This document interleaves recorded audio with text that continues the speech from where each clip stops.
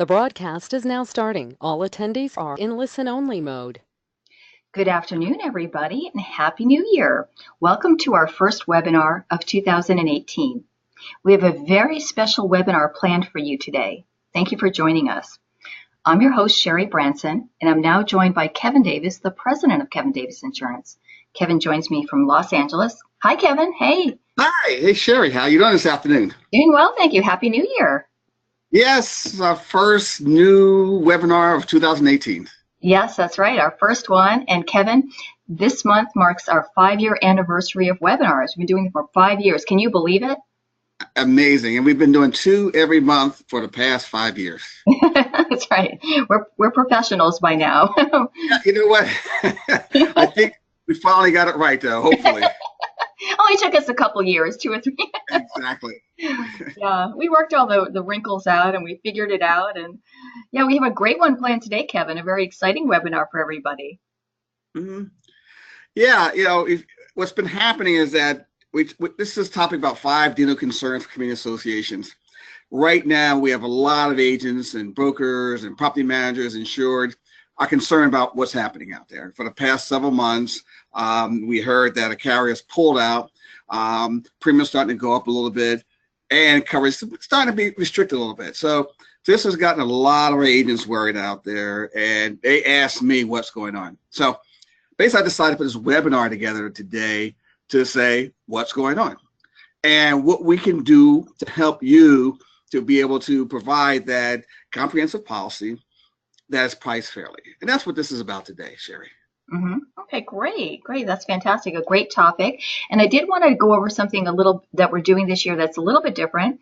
We're going to do a Q&A halfway through the webinar. So if you guys have any questions about what we go over in the first half of the webinar, feel free to type your questions into the question box, which is on the screen. Then at the end of the webinar, we'll also answer questions again. So just type away, throughout the webinar. Don't worry if we don't get to your questions. If we don't answer them during the webinar, I'll give you a phone call or we'll send you an email. But we will answer your questions at some point. Great. And Kevin, take it away. All right. So what's our goal for today? What are we going to talk about today? Basically, we're saying 5 concerns. Okay. So 5 things you need to know that what we can do, what operation can do for you. Number 1 is provide you a stable market. Number 2, give you clients customized specific services for your community associations. Number 3 is a consistent quality coverage to protect your insureds. A team of experts who can know how to handle complex D&O community association claims, and something I call OWDTR, which means we are basically open and willing to take risk. Oh, okay, interesting. That's something new that we haven't talked about in the past, but that's really something unique, I think, to Kevin Davis Insurance that a lot of other companies are not willing to do or can't do. But that basically means that we're flexible, we're willing to work with you, and we're not cookie cutter. We're not a cookie cutter company. Exactly. Mm-hmm. We are open and look at all types of community associations, and we can look at different types. So we're not in a box at all. We can do a lot of different things. So that's our topic today. That's what we're going to talk about today. And by the time you get done, hopefully you'll feel just a little bit more comfortable about what we can provide. So let's start with the beginning. So the first thing we're talking about, providing a stable market. A stable market.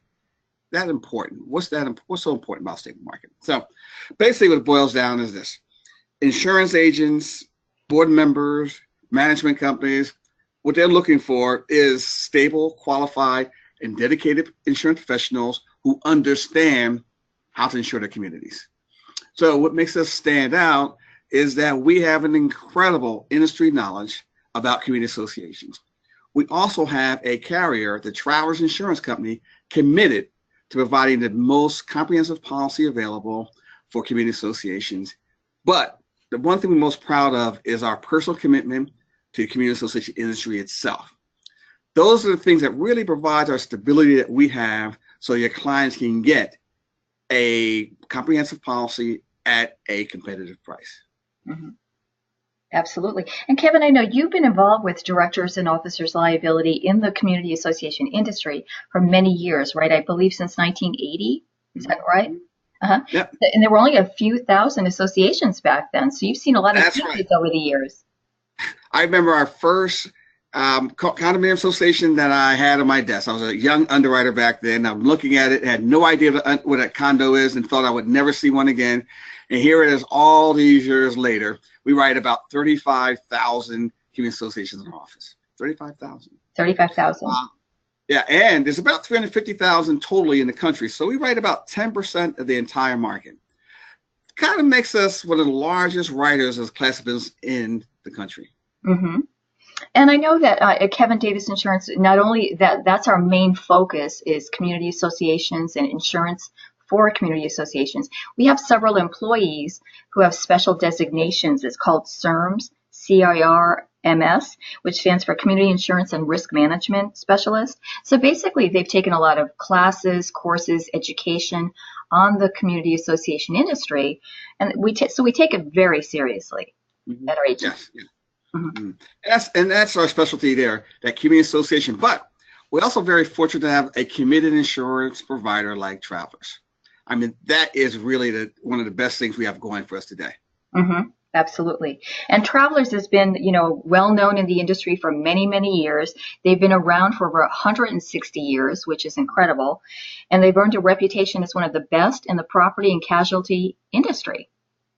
But again, to us, the most important is our commitment to community association industry. What we do is we educate community association board members and managers. We offer risk management techniques, webinars, and workshops. This what allows us to be stable, consistent, and be able to provide the best D&O policy, the best cyber policy, the best crime policy, and the best umbrella policy for community associations today. Mm-hmm, mm-hmm. And they're all customized for community associations, all of these policies, which gets to our services, which are very customized as well. Right, Kevin? Yes. Number 2, customized specific service. Over the years, our experiences in this industry has provided us with really specific knowledge for community associations that allows us to provide really tailor-made, customized service that brings a little extra special value to your insureds. And that extra value kind of sets us apart from our competitors. First of all, Sherry, is this. We are community association specialists who sell D&O insurance. As a result, we understand that insuring condominiums are different than D&O people who offer insurance to public corporations and nonprofits or private companies. Because what we do, we understand the challenges they face, where many of our competitors and insurers have no idea what a community association is or what it's all about. Mm-hmm. You see, basically this, community associations are unlike any other corporation out there today. Totally unique. Mm-hmm. Yeah, basically, Kevin, they're run by volunteer homeowners who you really don't have any knowledge or experience in running a multi-million-dollar corporation. It's all volunteers. Yeah. And that's the point. And the worst part about these board members have no idea. They don't realize that at all, which, again, makes them prime targets for D&O-related lawsuits. Mm-hmm, absolutely. And I know I live in a community association, an HOA, and, the board members don't have much oversight. They're managing the association. Hardly anybody goes to the board meetings. It's, people just don't care. They don't really go to the board meetings. But when there's a problem and then everybody's like up in arms and showing up and yelling and, it's only when there's a problem that people show up. Hey, do we insure your association? I got to write that name down. But Sherry, though, the problem is this, is that they treat these boards, when they get together, they treat the community association as a social club, where they talk about their favorite book, or they talk about their favorite movie, or what's going to happen on Academy Awards coming up. They don't treat it like it really should treat it, and as a multi-million-dollar corporation. If your community association has 100 units, and the average value is $100,000, then guess what they are operating? A $10 million corporation. $10 million corporation they are responsible for. Right. That's a lot of money, and I don't believe these board members even realize that or understand the magnitude of it. And that's the point. So that's why these D&O lawsuits continue to come. They continue to rise and rise and rise. I mean, tens of thousands of dollars are spent settling these claims for things like just enforcing the rules, or pet, where you park your car, what kind of pet you have, harassment, discrimination, breach of fiduciary duty. I mean, we see this stuff constantly. Mm-hmm. Absolutely. And, these types of claims that you're talking about, Kevin, parking and pet issues, fences, et cetera, discrimination. I mean, these are unique to community associations. You're basically being sued by your neighbor, by a friend, people that you see all the time, not by a stranger. And that's the point. Most D&O claims are by shareholders, clients, or employees, not your next door neighbor.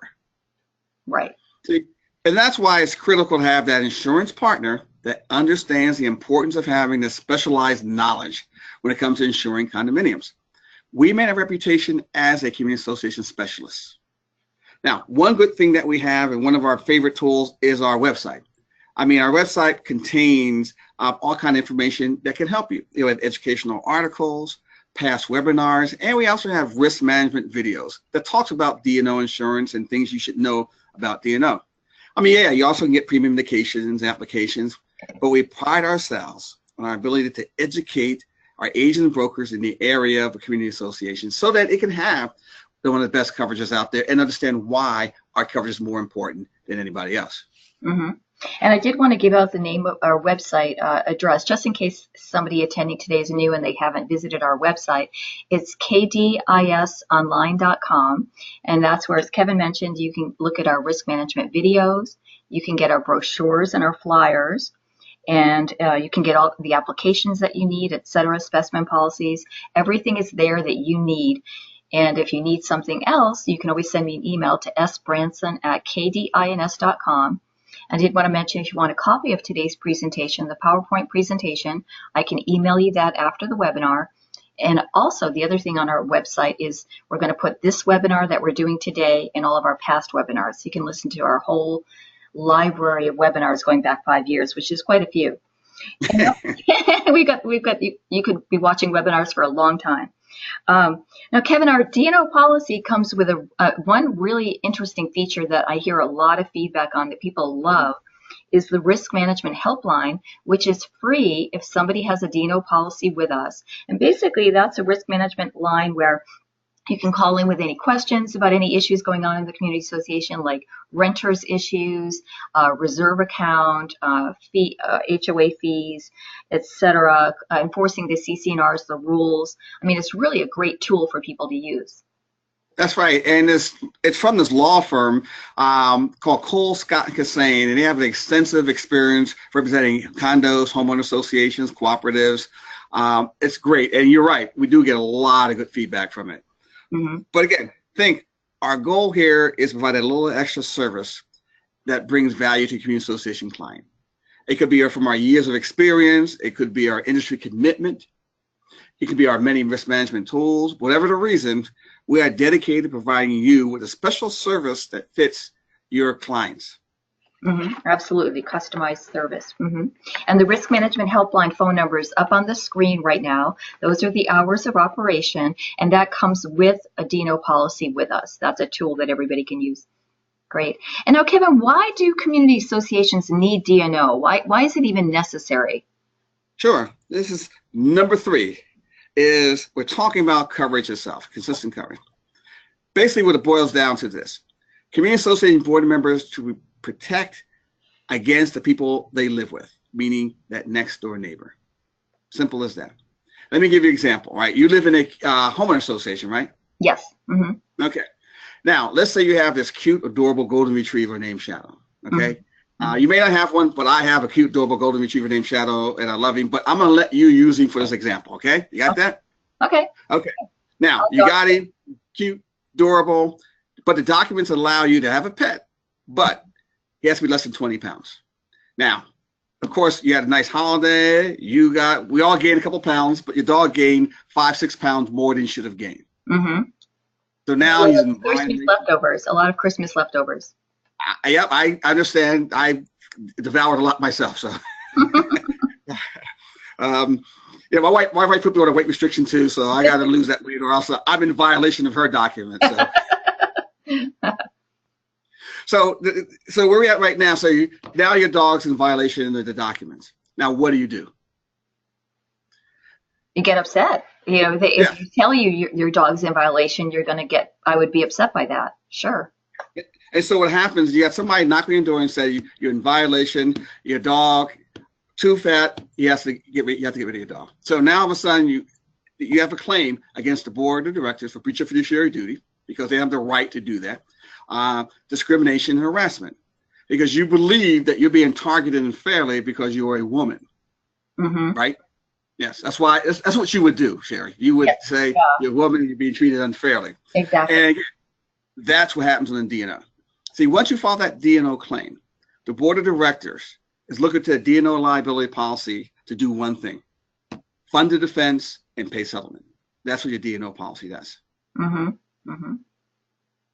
Okay? Okay. So now, in order for there to be a D&O claim, so we talked about what happens. You're there, you have your dog, you're upset. First of all, in order for you to have coverage, you have to be insured under the policy. Okay? Now, we talk about who's insured. We're talking about past board members, current board members, talking about employees, committee members, and volunteers. They are all insured under the policy. So whenever there's a claim, it's very important to make sure the people who manage the association are covered. Because we've seen situations where the past board member sued the current board member for failure to fund reserves after getting reserve study. That would be insured versus insured, Kevin? Exactly. And so you got to make sure that is covered under your policy. Good point there. You mentioned that. Committee members are sued for failure to approve plans to build a deck. Somebody wants to put a second story or put a fence around or dig a pool. They got approval for it.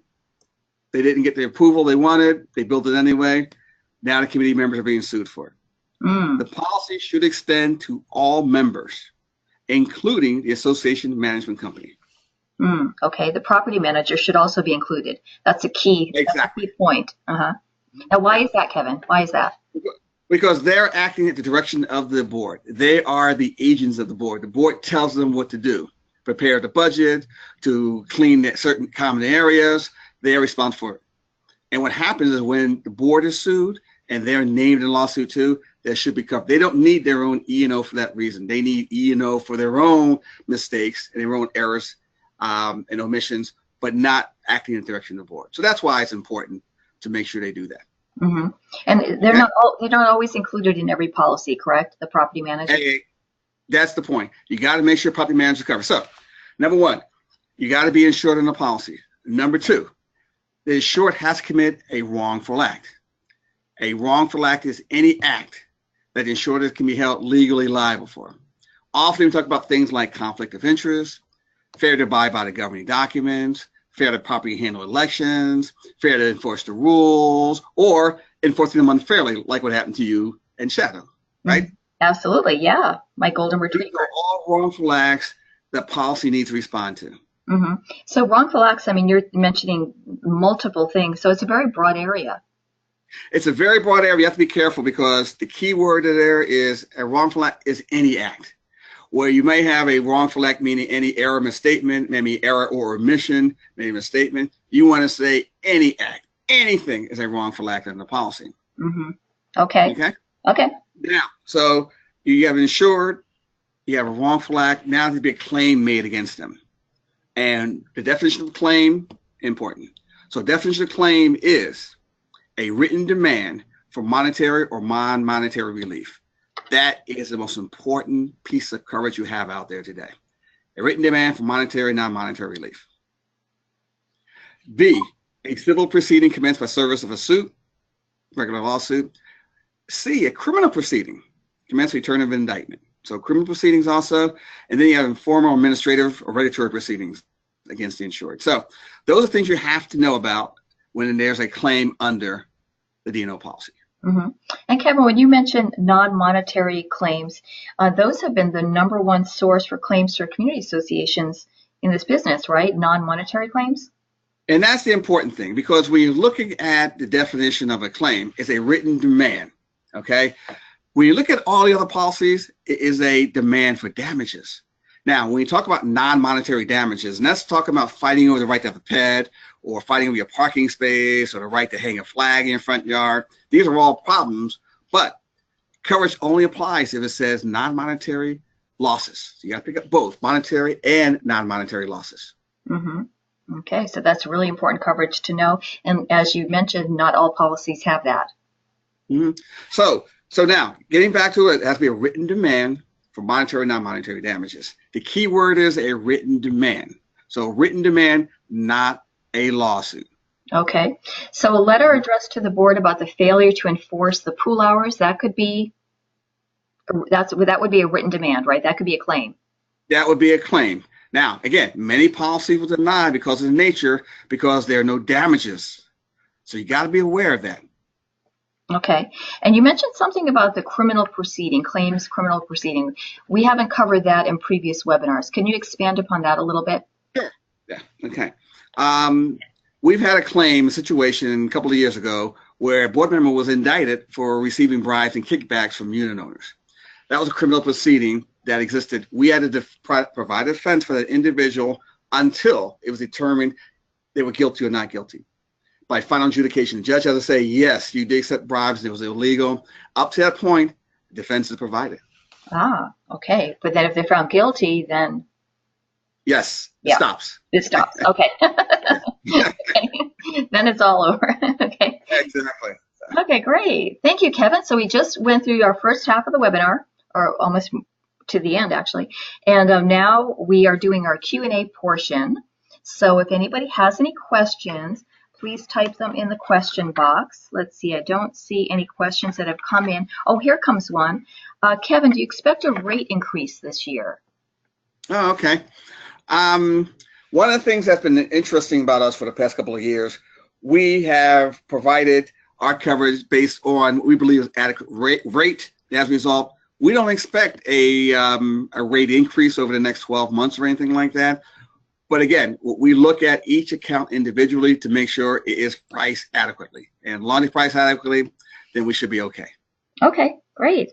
And another question has come in from, let's see, from Ron. He wants to know, do you see any changes in the D&O policy in 2018? Okay. No, right now, we believe we understand community associations, and our policy right now is designed specifically for community associations responding for their losses. We don't see any reason to make any kind of changes at all to any of the coverages. Mm-hmm. Okay, great. Fantastic. Thank you, Kevin. And again, I did want to mention that if you have any additional questions, please type them in the question box. I'll give out my email address one more time. It's sbranson, which is BRANSON, at kdins.com. You can email me questions after the webinar as well. And if you'd like a copy of the PowerPoint presentation, I can send that to you too. And then our website is kdisonline.com, where you can listen to this webinar and all of our past webinars. And now, Kevin, I know it's really important to have an experienced and knowledgeable team to handle claims. That's a really, really important area. Don't you agree? Yeah, and the reason why is pretty simple. When there's a D&O claim, they usually are highly emotional charge claims. As a result, they're very hard to settle because it is not the result of financial loss. There's no dollars involved there. They just want something to be done. Like, for example, your dog. You want to keep your dog. Mm-hmm. Absolutely, yes. And usually, when we talk about D&O claims, most D&O claims allege some type of economic loss, meaning that there's damage to tax. In fact, the policy says itself that it pick up suits as a result of damages. So when you see that in there, that means they only respond to monetary claims. So we're talking about claims like a wrongful termination claim or waste of corporate assets. Those kind of claims you're suing for money. But claims for fiduciary duty, over the right to have a pet or park your car, or, they're all driven by emotions. That's what it is. And when they're driven by emotions, a judge or arbitrator got to come in and say, guess what?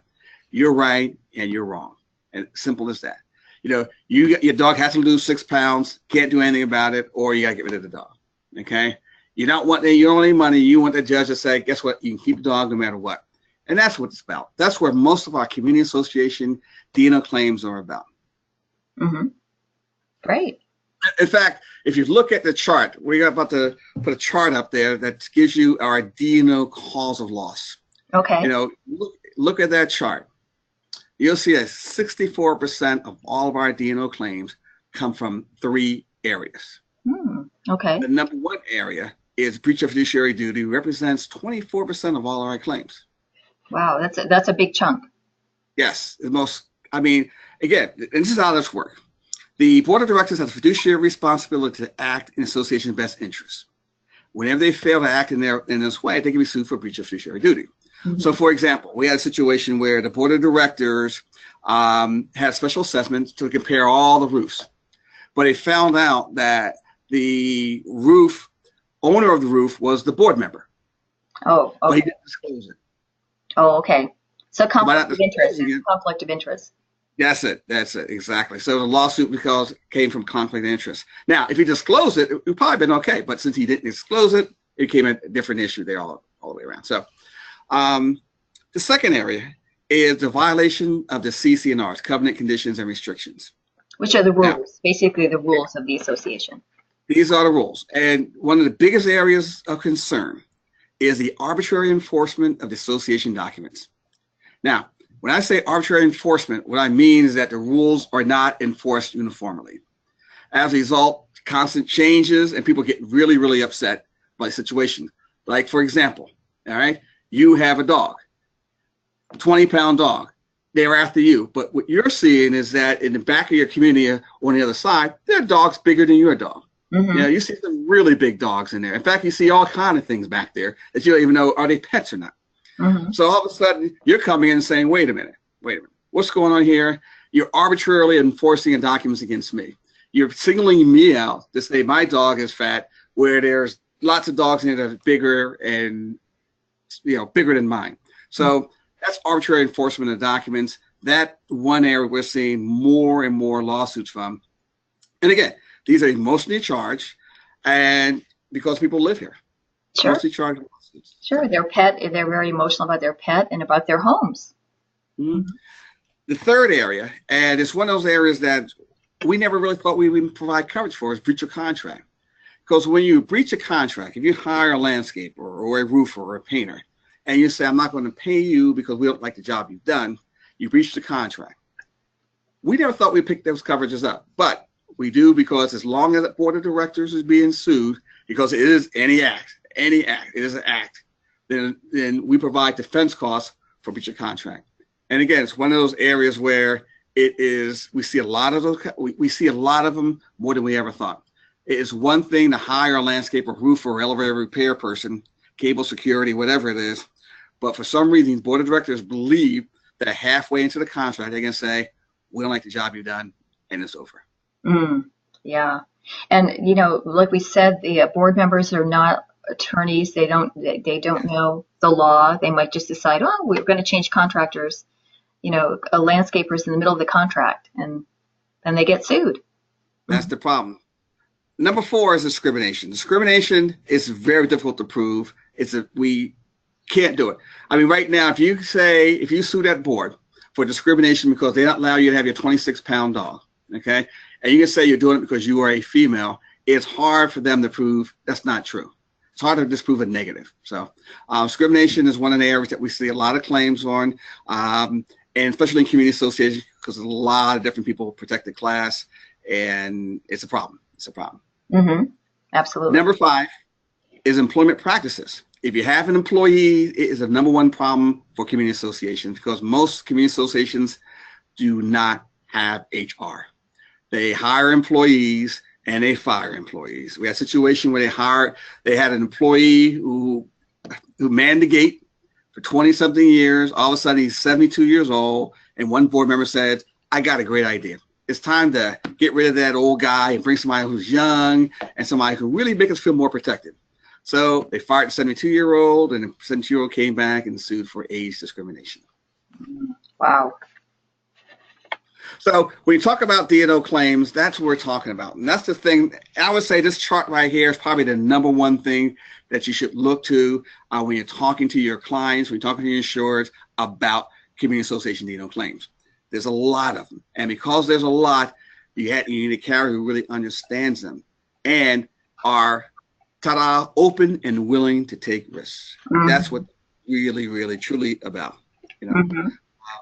We are a company there that's OWTR, open and willing to take risks. When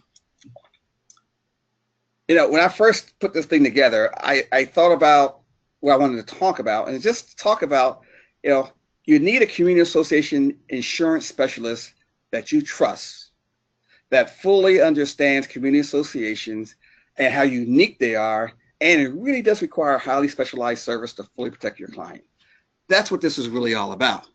Because most of the times we see board members that buy insurance from friends, relatives, local general insurance agents, and they usually lack that necessary knowledge and skills to provide the type of protection that community associations retire. You see, for us, for 35 years, we've been providing community association insurance, and we have a recognized market for this coverage. We're fortunate to have Travelers Insurance as a partner for almost 20 years now, which is probably the longest any carrier specializing in D&O insurance in the country. Because of this, we have the stability and consistency to be able to be open and willing to take on risks. And that what makes a big difference for us. You know, with all this experience, our underwriters have the authority and the flexibility when it comes to helping you get that coverage you want. Because we insure commercial condos, resort condo hotels, timeshares, and we've seen community associations as small as 3 units and up to 19,000 units with about 200 employees. That makes a difference for us. You know, if we look at what our competition is doing, most of the times you can get a rate determined by computers, algorithms, okay, without much, if any, human interaction at all. They also have no knowledge of the industry. See, for us, we take our experience, we take our claims data, and what we do is we divide what is the best coverage available based on our years and years of experience, and we make sure it's done at a reasonable price. Our underwriters are able to listen to you, to address your concerns, to better even understand the frustrations you're going through, your concerns, but ultimately provide the best policy for your insurance. That is the difference that we have today. Mm-hmm. Absolutely. Great. Thank you, Kevin. Thank you for some fabulous information. And thank you for joining us, everybody. Now, Kevin's going to summarize a little bit of what we talked about today, just like an overall summary, you know. Sure. Again, stability is important today because there's a lot of uncertainty. Uncertainty comes from the fact that the rates are all over the place. You have a carrier that no longer is writing the coverage, but we're here and we've been here for many, many, many years. We have the background, we have the understanding, we have the knowledge to make sure that you get the best policy for you. We understand community association exposures are unique, that they're emotionally driven. So you have to have coverage based on that area. And then when you have the coverage, you have to extend to all the exposures, to all your insureds. You have to make sure you have a wrongful act that includes any act. And then there's our claims handling. You got to make sure the claims are handled correctly because there's no money involved. So when you're suing because you want the right to do something, not because there's damages. And above all is that we are open and willing to take the risk. We have that experience and knowledge, and we have a carrier, Travelers Insurance, that says it's okay to do it as long as we do it the way we think it should be done. And that's the difference between what we do. Mm-hmm. Great. Fantastic. We're flexible and we'll work with you. If you have an unusual situation, don't worry. Call us. Exactly. Great. Thank you, Kevin. I did have a question that came in from Susan. She wants to know if the risk management helpline that I mentioned earlier can be given to board members if they don't have a property manager. Sure. Definitely. Yes. As long as they're insured on our policy, they can do that. Yes. Mm-hmm. Okay. And I did want to mention one more time that I can give out this PowerPoint presentation, which has that phone number in it for the risk management helpline. So just send me an email to sbranson, BRANSON, @kdins.com. And I'll also be putting a recording of the webinar on our website, which is kdisonline.com. So if anybody thinks of any other questions after the webinar, feel free to shoot me an email and let us know what you're thinking about and if you have any concerns. And please join us in February. Kevin, on February 22nd, we're going to do a great webinar, 5 D&O exclusions you must know about. All right. Thanks a lot. Thank you, Kevin. Thank you. And thanks for joining us, everybody. Have a great day. Take care. Take care.